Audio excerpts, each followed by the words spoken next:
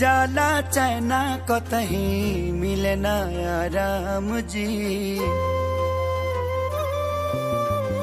लुट जाला चैना कतही मिले ना आराम जी, केहू से दिलवा अब ना, केहू से दिलवा अब ना लागे राम जी,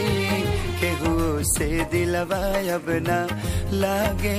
राम जी।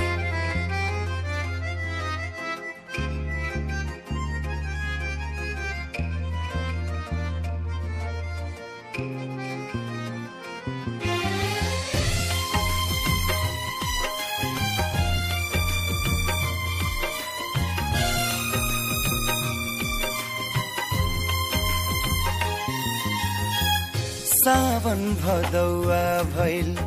दुनु रे नयना, गिरेला झर झरनी, केतना बताई का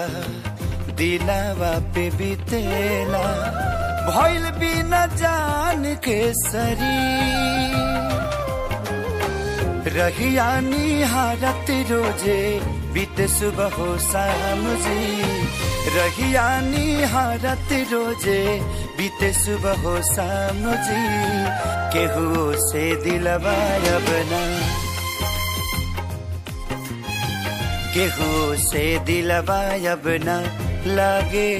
राम जी।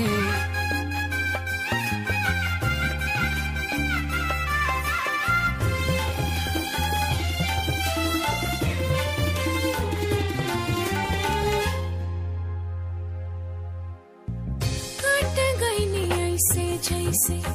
धागा पतंग से टूटल सनेहिया के डोर, एके संगे चले बाकी कबहू मिले ना,